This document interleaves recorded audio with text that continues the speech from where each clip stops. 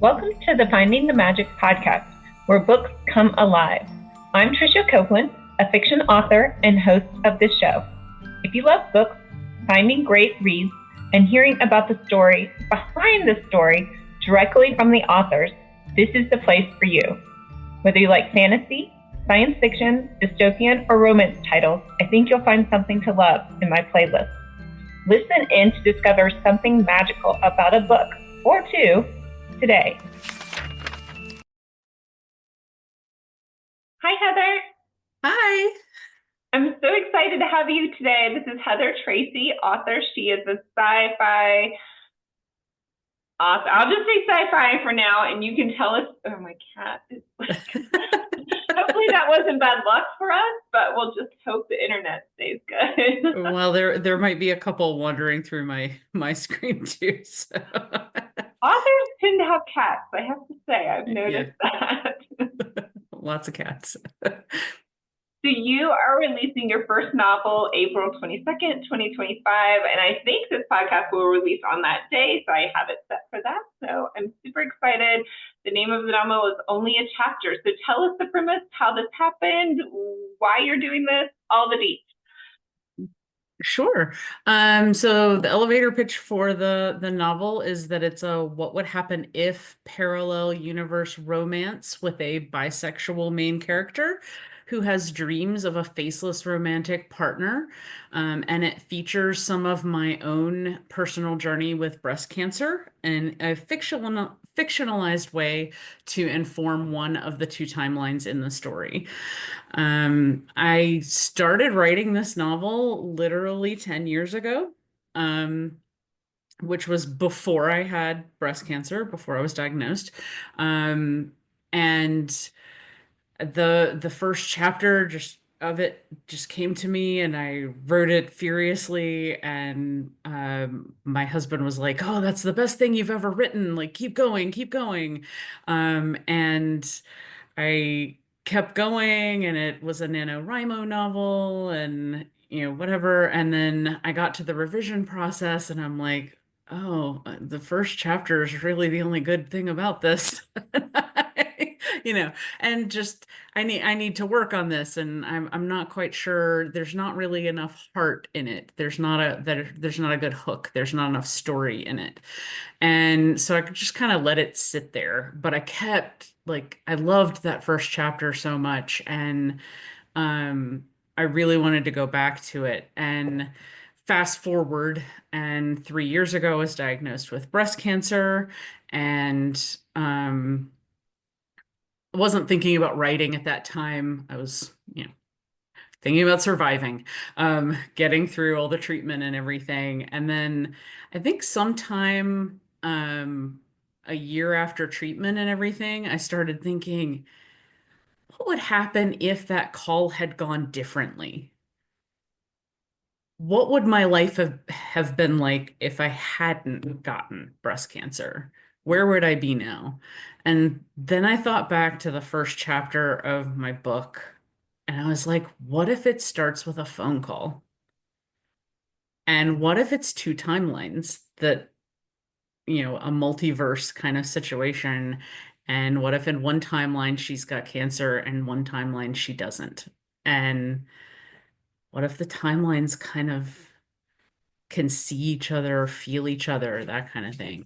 So that's when it kind of really started meshing together for me and just sort of thinking about that. And then because my husband's publishing company, Space Wizard Science Fantasy, is putting out the book, and it's all about LGBTQ science fiction fantasy. I decided, what if she's bisexual? What if in one timeline she has a male romantic partner, and if in the other one it's a female romantic partner? Just kind of playing around with the different ways her life could have gone. And so yeah, it's uh yeah, really cool. I got like Matt Haig's Midnight Library vibes from. Okay, have you read that book? I have not. It's on my list, the Okay, very long list. yeah, that is the same premise. like she's really depressed, and then she hits her head, or she tries to commit suicide, I think, and you never really know if she does, because she just goes through this in between spirit place where it's a library, and the librarian keeps choosing books for her, and every different book is a different way her life could have gone. Mhm. So in the end, do you tell us like how it? I mean, you alluded, I think, in the description, it alluded to a car accident or something. Do we ever learn how she's experiencing these different lives? Yes. Okay. I'm No, not I going to don't tell want you you to how tell me because it's how. that would Yeah. be a huge spoiler, but No, I don't want you you to tell me how. I just want to know if we get to learn how. yeah, the car accident that's alluded to in the publisher's description on the back of the book is that her parents have died several years before in a car accident, and so she has been dealing with the grief of her losing her parents.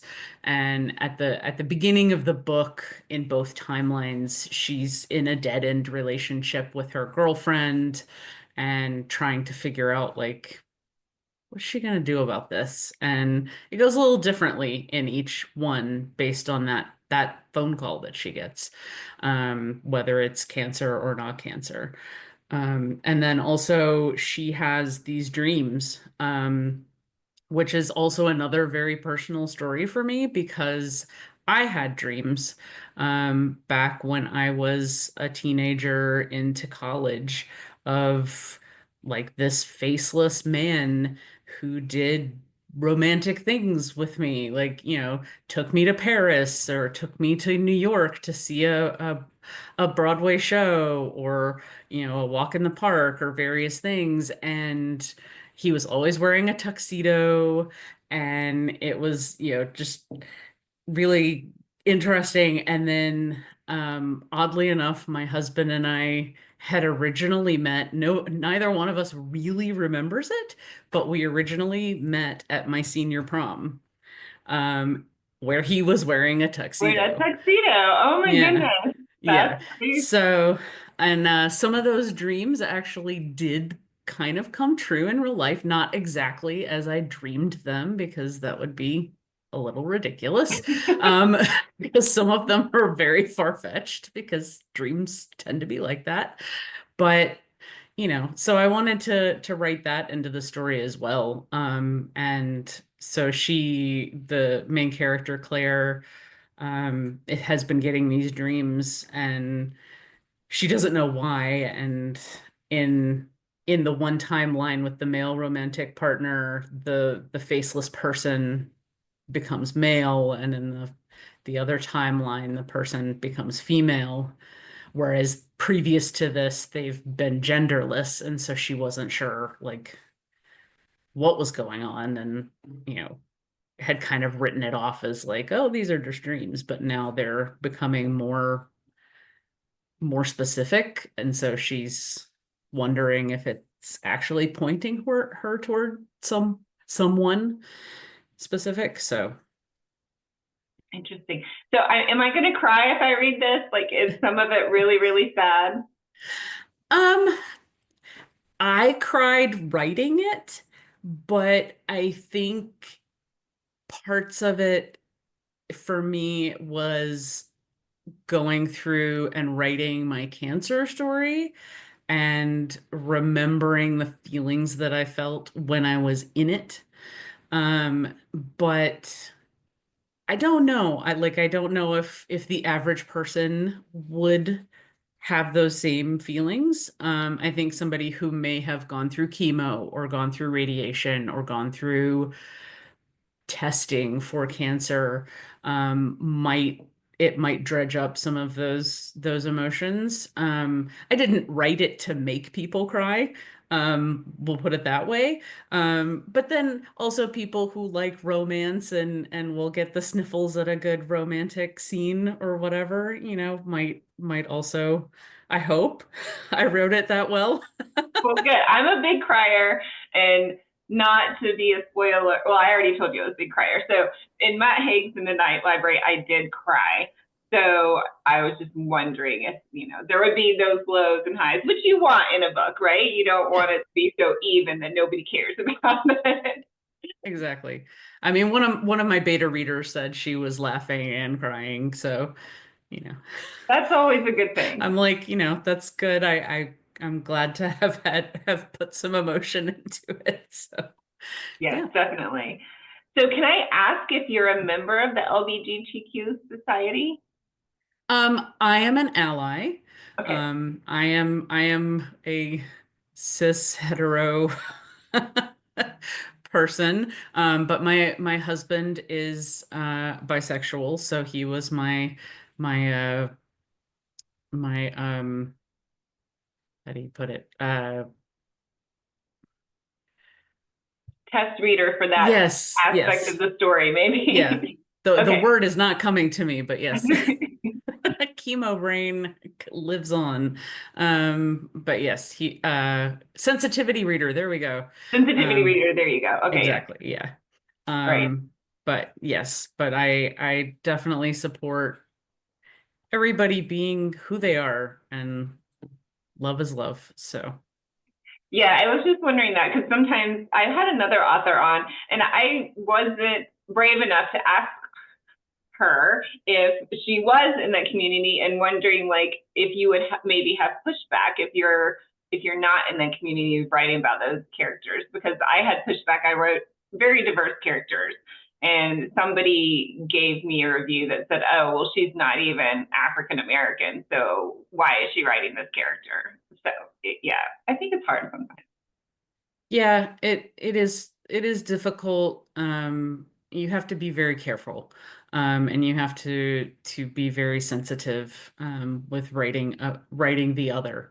And writing people that you aren't. But that's why I mean I have my husband for this one. I also had another member of our one of our other authors um, read through for the lesbian portion as well, who is we call them our resident lesbian to read. And gave me a lot of good feedback on the lesbian relationship in the book as well. I hope I got everything right. Um, but you know, there may be people who have a difference of opinion, but I tried to write everything as sensitively as I possibly could. Well, and everybody's experience is different. So, Right. and like I picked that out like it's one of 100 reviews, like, Right. and that's the only one that said that book, but it sticks in my mind always. So, Right. And I mean, like, I wrote the cancer journey from my own experience, but every single person, even going through breast cancer, even that may have had my same diagnosis, their experience may be completely different from mine. So somebody else reading this who has gone through breast cancer may be like, oh, that's familiar. Oh, wait a minute. Well, she didn't get that symptom, or she had that symptom, but I didn't, whatever. But I mean, this is also, I changed some things, I left out some stuff. Like, if I was writing a cancer book, there would have been a lot more in it. right. But I was also writing a romance book while going through cancer. So I had to balance it and leave some things out and you know fictionalize it as much as I could. And yeah. Right. So 10 years ago, when you started this book, did you envision it being just sort of the romance and the back and forth? Is that what it started out as? Yes, it was basically going to be the dealing with the dead end relationship and the dreams finding the new romantic partner, with just the one timeline. Um, and it just kind of sat there. It was very flat. Um, I rewrote the I mean, I rewrote the whole thing basically, but there are a couple scenes that people who read the original manuscript remembered that were kept in for the new version. And a lot of the characters are the same, but um, the uh, I rewrote the character that Claire was in the dead end relationship with, um, and gave, well, it was a him, now it's a her, and gave her more of a well-rounded story, I think, um, and um, more character.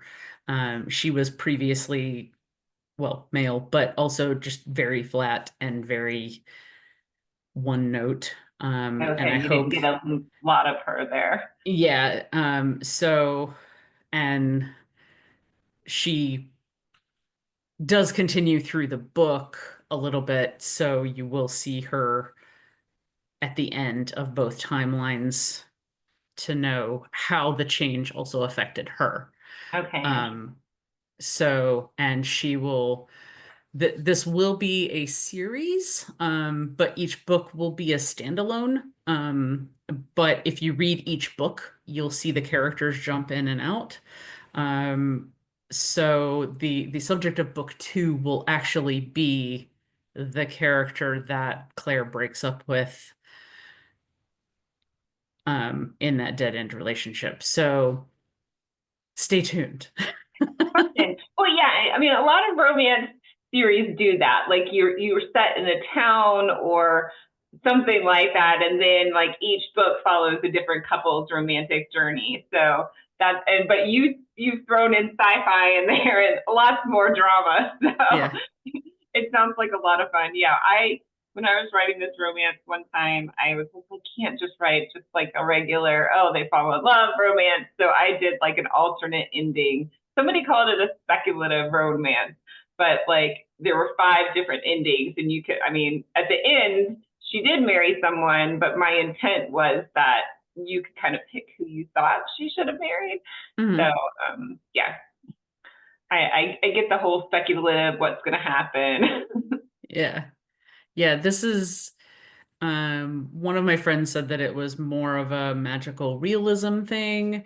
I'm calling it kind of sci-fi light because of the dreams and the multiverse kind of thing in the first book. The underlying premise of the series will be dreams, Okay. for all three books. Dreams will be, they won't be the same type of dreams, um, but uh, dreams will be involved in each of the books, and Right, then the vehicle for their alternate verses. yeah, exactly. So yeah. So how did you said this is your first full-length novel. What have you done before this? So I have written a short story that is in our the Space Wizard anthology Fiery Deeps. It was called Flame Retardant, and it is about a because all of the anthologies that we've done have been lesbian sci-fi fantasy stories with different themes. So this one was fire and feminine power. So I decided to do a superhero story with a main character who has learned that she is descended from Hestia, the Greek goddess of the hearth. And in fact, all of the females in her line are descended from Hestia. And basically, in this world, superheroes are real, and all the superheroes are descended from Greek gods and goddesses. And so she develops these fire powers and she doesn't know what to do with them. And every time she starts having these powers, all of her clothes burn off. And so she Yeah, that would be bad. Yeah. So she goes to a certain fabric store that I renamed Judy's after my aunt. But you can extrapolate which one I was meaning. Um, Most people can. They're currently going through bankruptcy. Anyway, Don't have to close them. well, it's a fabric store. Oh, If you shop, Joann's is going out of business. That's right. Yeah. yeah, Sorry. yeah. Anyway, so I renamed them to sort of protect them a little bit, but anyway, and not to get sued. But anyway, I renamed it Judy's and also in homage to my aunt. But she goes in there and meets the seamstress at the counter, the fabric cutting counter lady, and romance ensues, and then there's a villain and all that good stuff. So yeah. And then I am also the in-house copy editor for Space Wizard. We last year hired me some help, so that I would have time to write and do other things. Um, but I'm also the co-editor on all of our anthologies. And I have another short story coming out in our upcoming Lesbians in Space anthology called The Ritter Maneuver. It is an homage to Star Trek, The Next Generation. Um, because who doesn't need some Star Trek Sure. fan fiction in their lives? Definitely.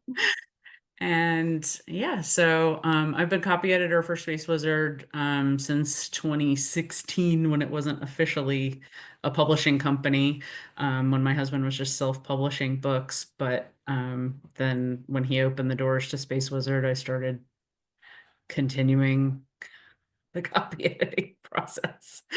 I Super did fun. not copy edit my own book though. Oh, okay. Yeah.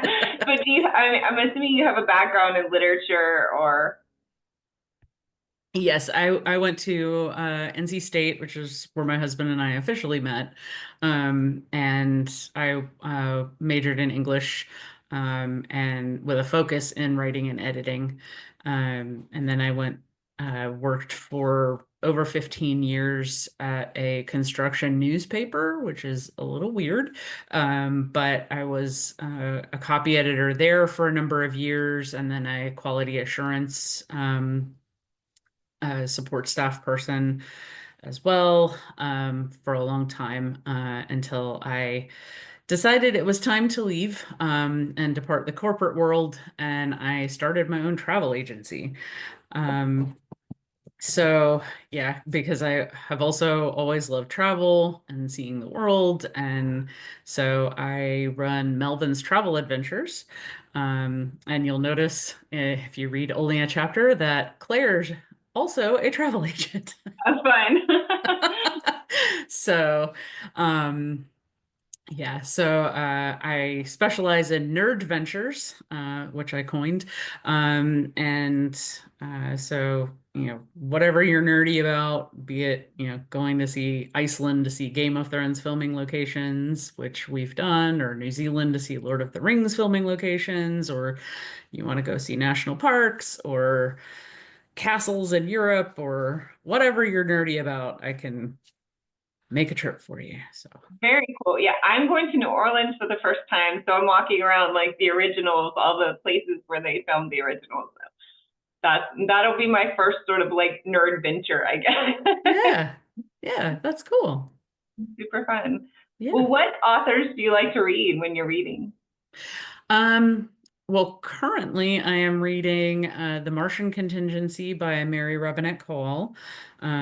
It's in her Lady Astronaut series. I'm super excited. Just started that one. And then I'm also reading By Any Other Name by Jodi Picoult. She's one of my favorite authors as well. I also love Casey McQuiston, Jennifer Weiner, Sophie Kinsella, um, Adam Silvera, um, all the authors from Space Wizard. There's too many to name. Um, my husband, William C. Tracy. Um, yeah, we have a lot of books back here. Yes, yes. Well, you're like No, me. I can yeah. read sci-fi fantasy. I can read romance. I don't really like thrillers and mystery as much, but those two seem to be my go-to. Yeah.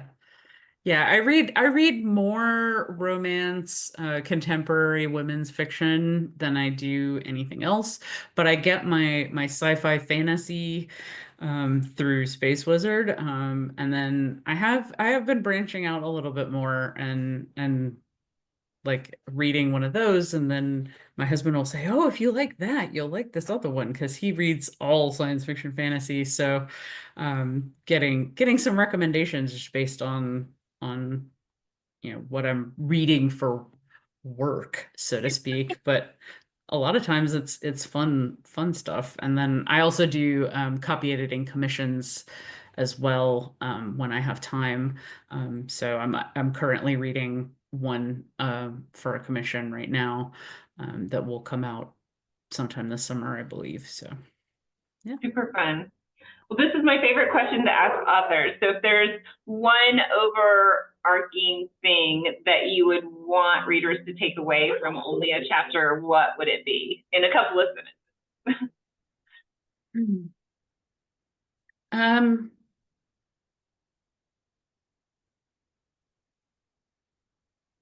I think the main theme of the book is that whatever you're going through, if it's something difficult, it is only a chapter. It is not your whole story. The title comes from how I announced on Facebook that I had breast cancer, and I said, "This is only a chapter. This is not my whole story." So it is echoed in the book as well. But I think that's the theme of both timelines is that it's just one part of your life. So just think of it as that and know that there is something beyond, whether that's, just an end to that thing or, a great thing that's coming after it or whatever, but it's not all of you. That's such a good message. Yeah, we were just looking at pictures, and my father-in-law was diagnosed with lung cancer a little over a year ago, and my memory came up. He was in the hospital this time last year, and I mean, he was very, very sick from all the chemo he was taking, and we rushed to go see him, and now it just seems like kind of just like a blip and a bad. I mean, he had a very good outcome, and I mean, the That's treatment was great. hard, but now it just seems like a blip. It seems like, oh wow, that was real, wasn't it? Oh yeah, that was real. And I'm like, so it's so weird, but that's such a good message for people to, and not to let any one thing define you too. Like, and I know Exactly. I'm sure it probably feels like it when you're in it, but having that you are more than XYZ Yeah. as well. Yeah. I mean, and cancer does follow you forever. Like you are never not a cancer Right. survivor from the moment of diagnosis, but you are more than just being a cancer survivor. That's a Yeah. really good message. Yeah. I will put a plug in for my friend's organization. She's J Will Pink Village, and she makes pillows for breast cancer survivor patients, I guess, that have surgery. And Mhm. so it's a pillow to protect you from the seatbelt. And so she and her volunteers make those and send them all over the country. So it's a really fun thing. Yeah, those are great. I Yeah. had a friend send me one when I was going through Oh, good. and getting before I had my surgery, and I used that all through my treatment because you have various times where it's uncomfortable to wear a seatbelt or, you know, just sometimes you just want something to hug. Oh, yeah, I can imagine. Well, this has been such a good talk. Tell everyone where we can find you and your books. So I am in Raleigh. You can find me on Facebook, Heather Tracy, author editor. You can find me on Blue Sky, Instagram as well. Um, Instagram, I'm honeyjar319, Okay, which I is a couldn't find you on Instagram, so thank you, honeyjar319. yeah, and it's Hunny, so like Okay. Winnie the Pooh. Um, and then. Uh, For my books, it's currently available for pre-order on Amazon. It will be available on Amazon Bookshop. You can also go to spacewizardsciencefantasy.com and order it directly from us. You can get a signed copy from me once it releases. We don't do pre-orders yet, but you can order on April 22nd directly from us. We will ship it to you. We also do a lot of markets around in this area. If you sign up for the Space Wizard newsletter, my husband will send it out where we're going to be. And you can come see us in person and meet me and get a signed copy there. And yeah.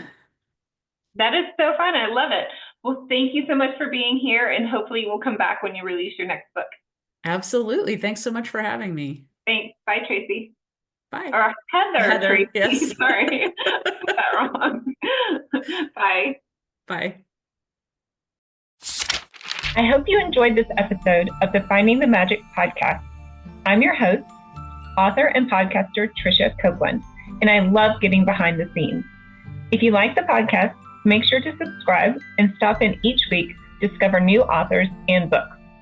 Thanks for listening, and until next time, keep finding the magic.